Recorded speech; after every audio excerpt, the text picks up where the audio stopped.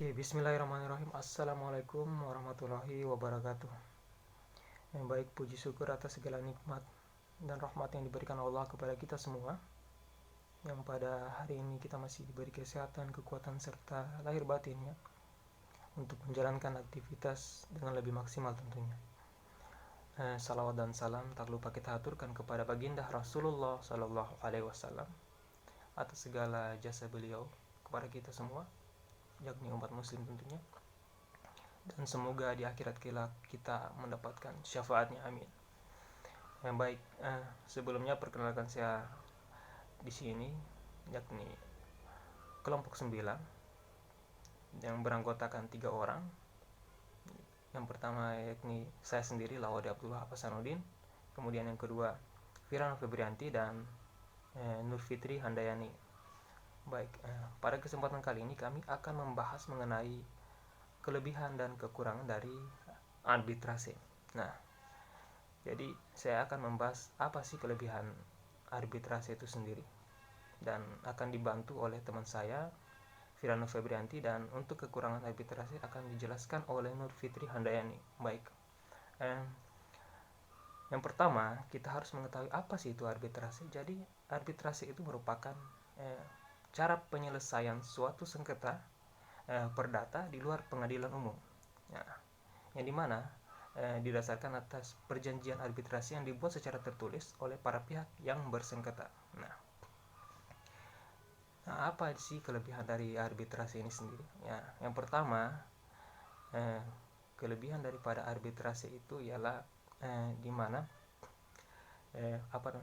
penyelesaian sengketanya dilakukan secara tertutup. Nah, jadi berbeda pada pengadilan secara umumnya yang dilakukan secara terbuka sesuai dengan asas dari hukum perdata, dari asas pengadilan perdata yang dilakukan secara umum. Nah, di arbitrasi ini dia penyelesaian sengketanya itu dilakukan secara tertutup.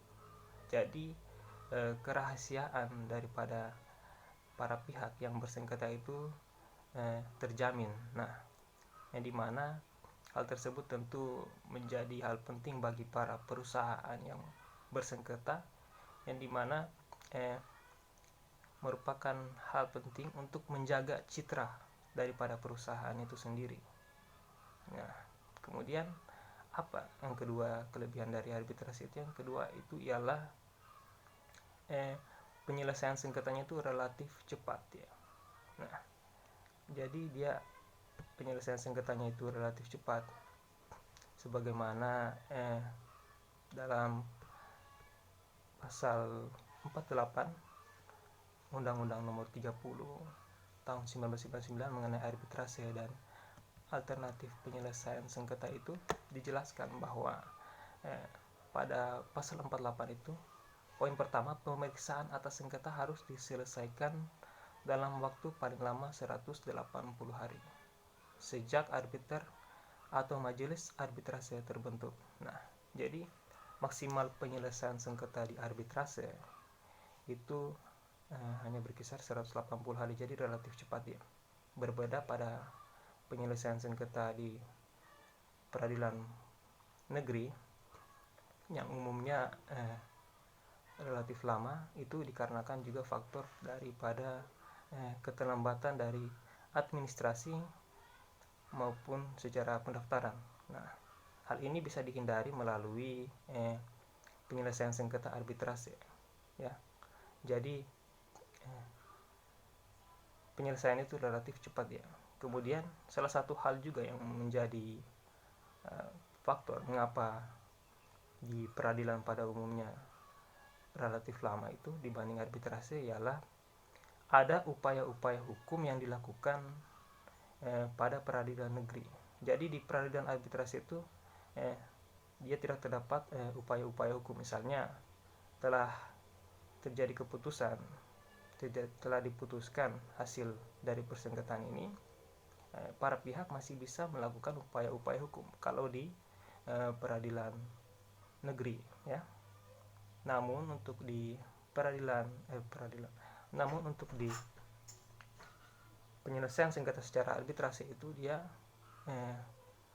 upaya-upaya hukum itu ditiadakan. Jadi keputusannya mutlak ya, dan terikat.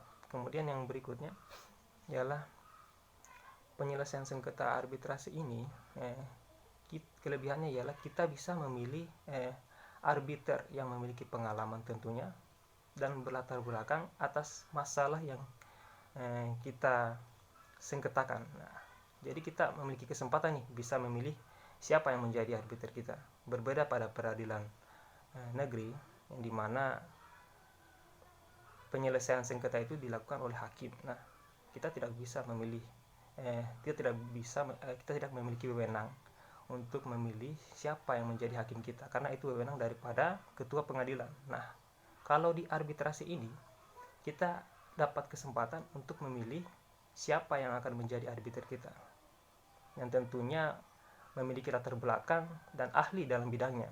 Nah, itu yang juga menjadi kelebihan daripada penyelesaian sengketa secara arbitrase, yang dimana kalau di peradilan umum itu, yakni yang menyelesaikan sengketa itu namanya hakim kan. Nah, hakim ini dia itu sifatnya masih bersifat general, jadi dia pengetahuannya itu dia umum, secara umum. Sementara di arbitrase ini dia itu di arbitrase arbiter itu merupakan seorang ahli atau pakar di bidangnya. Nah, jadi berbicara soal pengetahuan dia lebih mendalam ya, dia lebih mendalam dan lebih mengetahui masalah persengketaan misalnya, seperti itu ya. Kalau contohnya misalnya hakim biasa menghadirkan para ahli misalnya dalam membantu menyelesaikan sengketa. Misalnya sengketa ekonomi, maka dihadirkanlah para ahli ekonomi. Nah, kalau di arbitrasi ini dia itu arbiternya ini memang ahli dari bidangnya, ahli dalam hal persengketaan ekonomi misalnya. Nah, itu terbukti dalam Undang-Undang Nomor 30 tahun 1999 mengenai arbitrase ya. Pada pasal 12 yang menjadi syarat daripada seorang arbiter ialah dia harus memiliki pengalaman di bidangnya minimal 15 tahun. Nah, jadi selain daripada dia ahli dalam bidangnya, dia juga memiliki pengalaman yang jauh ya, karena 15 tahun itu bukan waktu yang singkat tentunya. Dia memiliki pengalaman, tentunya harus memiliki pengalaman minimal 15 tahun untuk menjadi seorang arbiter, seperti itu. Itulah yang salah satu yang membuat seseorang memilih untuk menyelesaikan sengketa melalui arbitrase, karena arbiternya itu ahli dalam bidangnya ya, seperti itu. Jadi itulah 3 tadi kelebihan dari arbitrase, dan selanjutnya akan dilanjutkan oleh teman saya Virano Febrianti. Terima kasih. Baiklah, terima kasih. Saya akan melanjutkan penjelasan dari pemateri pertama mengenai kelebihan dari hukum arbitrase, yaitu di poin keempat, para pihak dapat menentukan pilihan hukum untuk menyelesaikan masalahnya, yang dimana dalam arbitrase diberikan keleluasan untuk memilih hukum acara sebagai prosedur penyelesaian di arbitrase. Poin kelima yaitu para pihak dapat memilih tempat penyelesaian arbitrase, yang dimana yang menjadi seat atau tempat berarbitrase dapat disepakati sendiri dari para pihak. Kemudian poin terakhir yaitu putusan arbitrase merupakan putusan final yang mengikat para pihak, yang dimana secara umum putusan arbitrase diperiksa dan diputuskan dalam jangka waktu 6 bulan atau dalam jangka waktu 6 bulan, dan putusannya bersifat final atau mengikat. Sudah. Arbitrase seringkali mengingkari dengan berbagai cara teknik untuk mengulur waktu, perlawanan, penggugatan, pembatalan, dan lain sebagainya.